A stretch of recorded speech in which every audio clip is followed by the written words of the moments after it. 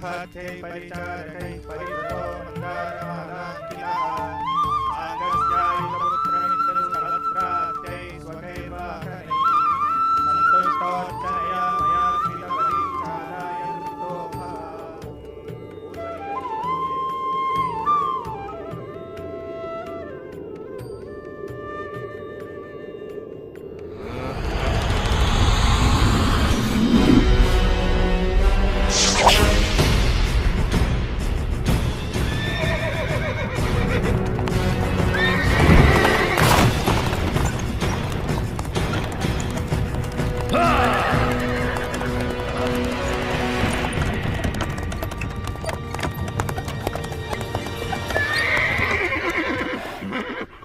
पृथ्वी पर मनुष्य आपको प्रसन्न करने के लिए यज्ञ कर रहे हैं देवराज इंद्र।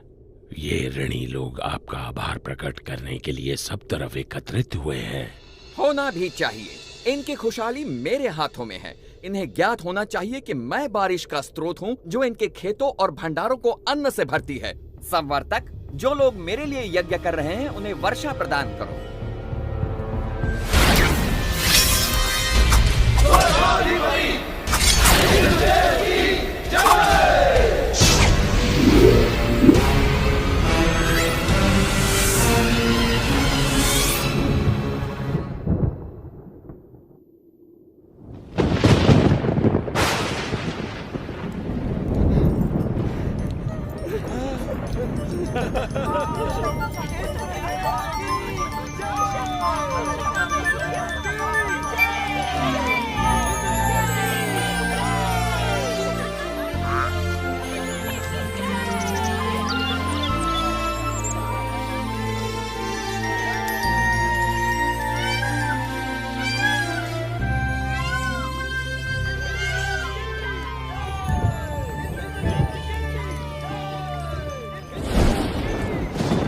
पृथ्वी से आ रहे इस कोलाहल को सुनिए देवराज इंद्र। आप सचमुच सबसे शक्तिशाली हैं। स्वर्ग का देवता हूँ, इंद्र जो हूँ मैं। इंद्र, तुम अपनी मर्यादा भूल रहे हो। तुम केवल अपने कर्तव्य का पालन कर रहे हो। भगवान विष्णु का आदेश पूरा कर रहे हो। मैं जो चाहूँ करूँगा। मैं किसी का आदेश नहीं मानता। इंद्र, मैं तुम्हारा शिक्षक हूँ। तुम्हें अपने यश और कीर्ति का अभिमान हो गया है। मैं तुम्हें सलाह देता हूँ कि सुधर जाओ, अन्यथा तुम्हारा ये घमंड तुम्हें नष्ट कर देगा।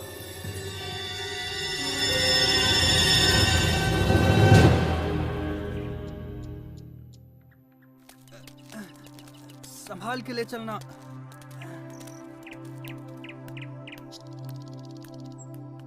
बाबा, आप इंद्र के लिए यज्ञ क्यों कर रहे हैं?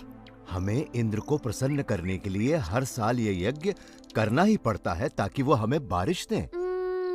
वैसे ही जैसे हर वर्ष हमें महाराज कंस को कर चुकाना पड़ता है। अरे नहीं बच्चों, इंद्र देव बुरे नहीं हैं। वो तो बारिश के देवता हैं। पानी जीवन के लिए अति आवश्यक होता है, इसीलिए हम हर साल यज्ञ के द्वारा इंद्र देव की पूजा करते हैं। परंतु बाबा, वो तो उनका कर्तव्य है। वो तो भगवान विष्णु के आदेश का पालन कर रहे हैं। देखो कृष्णा, ये बहुत पुरानी प्रथा है और हमें इसे तोड़ना नहीं चाहिए। बाबा, फिर हम धरती की पूजा क्यों नहीं करते जो हमें सब कुछ देती है, और सूर्य की जिससे जीवन मिलता है, और यमुना की क्यों नहीं? कृष्णा, तुम सही कहते हो, लेकिन ये संभव नहीं है। हम सदियों से चलती आ रही इस प्रथा को अकस्मात ही तोड़ नहीं सकते बेटा। परंतु बाबा, क्या हमें आंखें बंद करके प्रथाओं को मान लेना चाहिए? वो तो भगवान विष्णु हैं, जो इंद्र और सभी देवताओं को शक्ति प्रदान करते हैं। कृष्ण बिल्कुल सही कह रहा है। सभी देवता भगवान विष्णु के आदेशानुसार काम करते हैं। और वैसे भी वेदों में इंद्र के लिए अलग से यज्ञ का विधान नहीं है। हम ग्वाले हैं, हमारी संपत्ति हमारी गायें हैं, और वो भोजन के लिए निर्भर करती हैं इस गोवर्धन पर्वत पर। हम भी सभी चीजों के लिए गोवर्धन पर निर्भर करते हैं, इसलिए हमें गोवर्धन की पूजा करनी चाहिए, ना कि इंद्र की। मेरे वृंदावन के प्यारे मित्रों, हम सबको गोवर्धन पर्वत का हृदय से आभारी होना चाहिए। आप स्वयं ही देख लीजिए गोवर्धन पर्वत के इन चमत्कारों को, जो वृंदावन का जीवन है। हमारी गायें इसके जंगलों की घास चरती हैं और हमें मीठा मीठा दूध देती हैं। इसके झरने हमारी प्यास बुझाते हैं। इसके मैदानों में हमारी फसलें और फल उगते हैं। इसकी लकड़ी से बने घर हमें सुरक्षा देते हैं। मित्रों, हमारा जीवन इंद्र पर निर्भर नहीं करता, बल्कि गोवर्धन पर्वत पर निर्भर करता है। कृष्ण ठीक कहता है। आयुष्मान भव। ये सब इंद्रदेव की नहीं, गोवर्धन की कृपा है। इसलिए मित्रों, सब लोग अपना अपना चढ़ावा एकत्रित करें। हम सब गोवर्धन की पूजा करेंगे।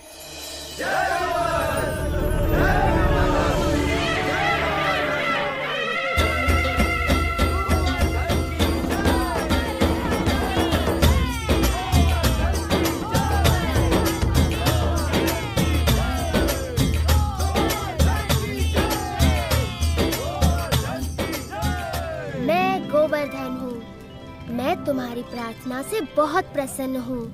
अगर तुम सभी अपने पशुओं के साथ मेरी परिक्रमा करोगे तो मैं बहुत प्रसन्न होऊंगा।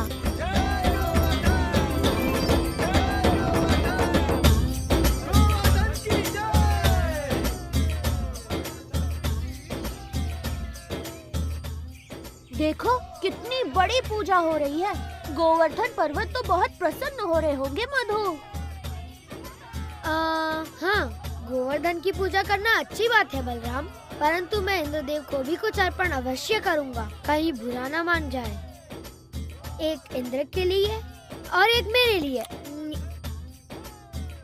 2 इंद्र के लिए, 2 मेरे लिए।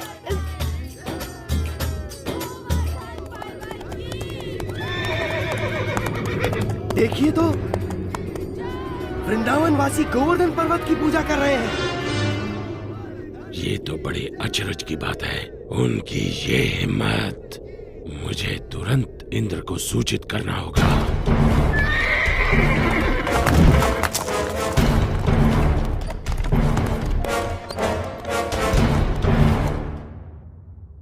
आओ आओ संवर्तक, मेरे साथ मेरे भक्तों द्वारा चढ़ाए गए चढ़ावे का आनंद लो।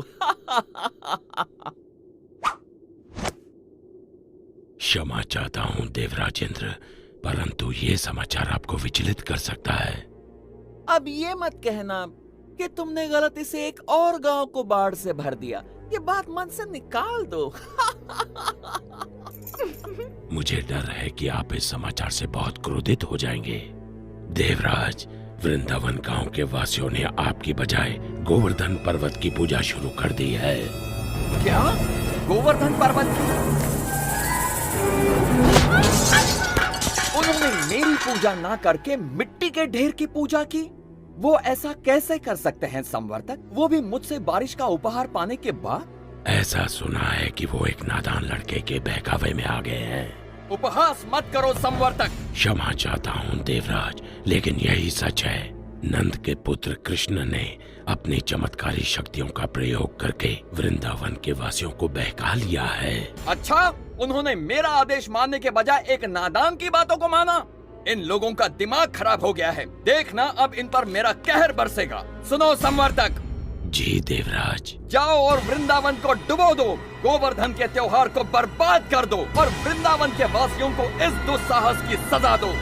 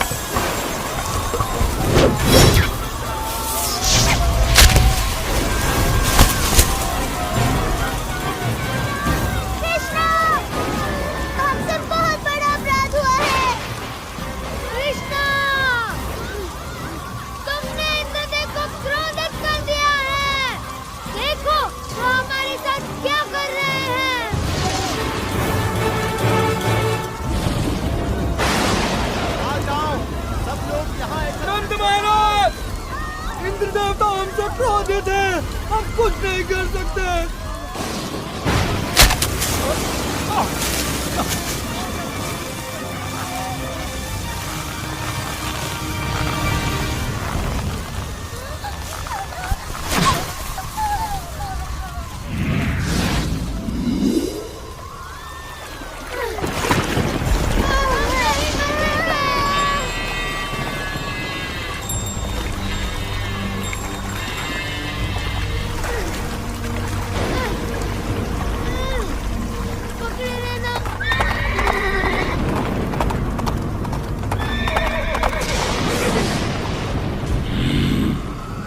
वृंदावन के लोग अब जल्द ही उस लड़के की बात सुनने पर पछताएंगे।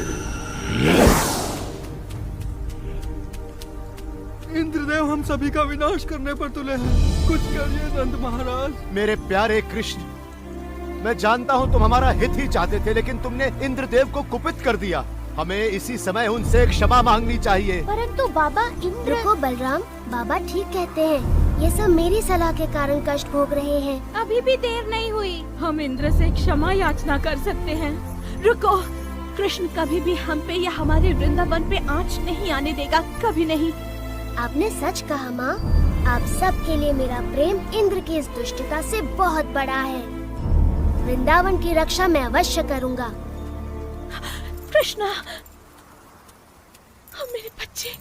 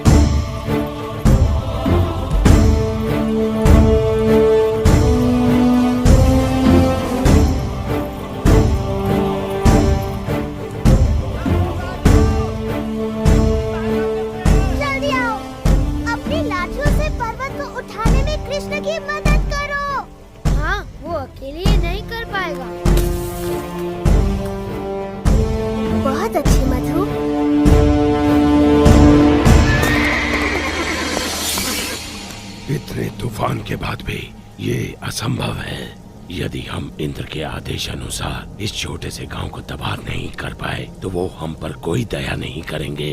आगे बढ़ो मेरे योद्धाओं, ये तूफान तब तक थमना नहीं चाहिए जब तक वृंदावन पूरी तरह पानी में डूब न जाए।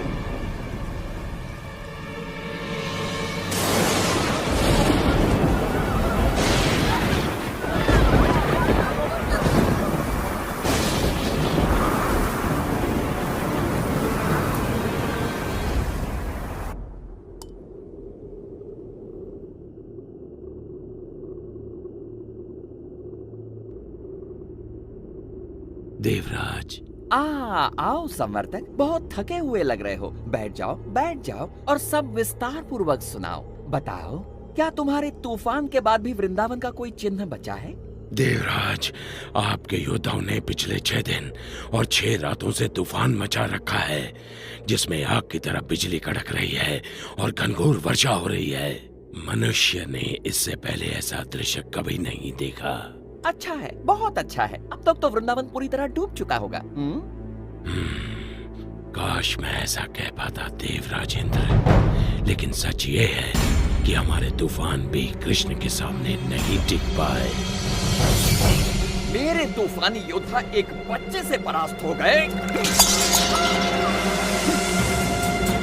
उसने गोवर्धन पर्वत को अपने सिर पर उठा रखा है और वो वृंदावन वासियों और उनके पशुओं की रक्षा कर रहा है। हम परास्त हो गए। लगता है तुम्हारी आंखों को धोखा हुआ है संवर्तक। 6 दिनों से कड़क रही बिजली ने तुम्हें अंधा कर दिया है। मेरे वाहन ऐरावत को बुलाया जाए।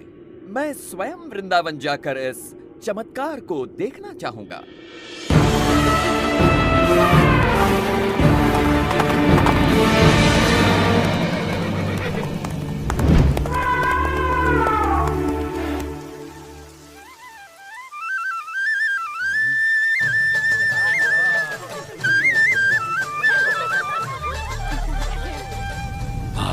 स्वयं ही देख लीजिए देवराज।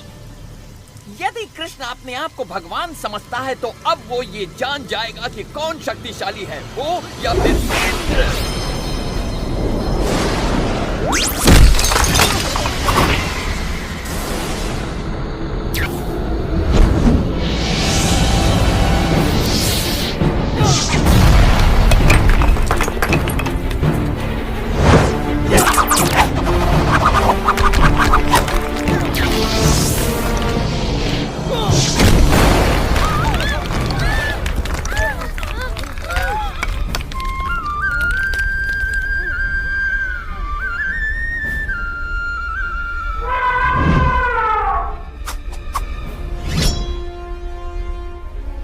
इंद्र के क्रोध से बच नहीं सकते। कृष्ण की बात मानने का दंड भुगतना होगा।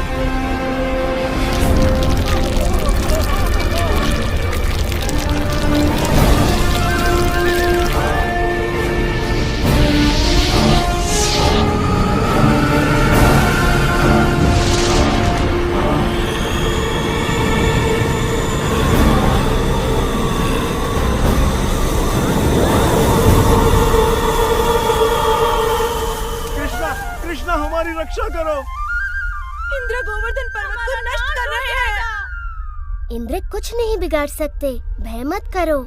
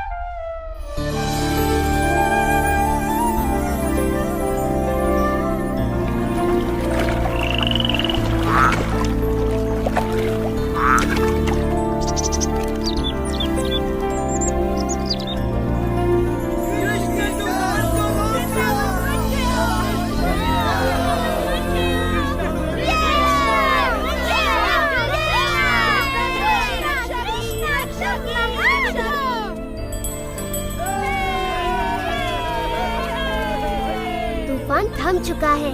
आप गाँव वासियों के साथ खुशी मनाने क्यों नहीं जाते? पर कृष्ण, क्या तुम अकेले इस पर्वत को उठाए रख सकते हो? नादान मत बनो कृष्ण, तुम एक छोटे बालक हो। पहले तुम बाहर निकलो। आप बहुत दयालु हैं।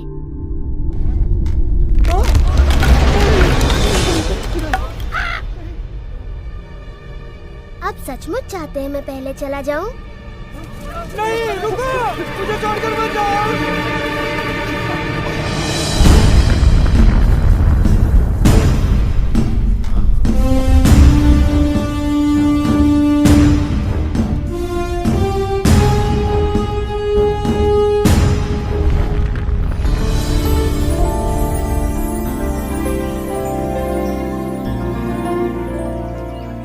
आभारी हैं। तुमने हमें बचा लिया कृष्ण, हम सुरक्षित हैं। आभार मेरा नहीं, गोवर्धन पर्वत का मानिए।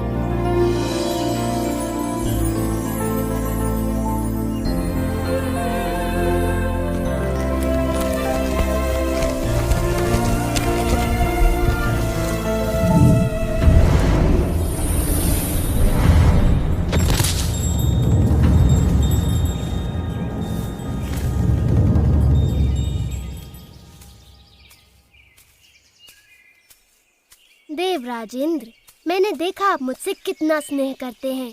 अन्यथा मेरे प्रतिकार के बाद भी आप मुझसे मिलने यहाँ क्यों आते? कृष्ण, प्रतिकार तो मैंने किया है आपका। मैंने बहुत बड़ी मूर्खता की। भूल गया था कि मुझे शक्तियाँ आप ही से प्राप्त होती हैं। मैं सदैव आपका सेवक रहूंगा। मैं आपसे क्षमा मांगता हूँ। देवराज, आपको अपनी शक्ति का बहुत अभिमान हो गया था और ऐसा मैंने इसलिए किया ताकि आपका अभिमान तोड़ सकूं। जाइए, मैं आपको क्षमा करता हूँ।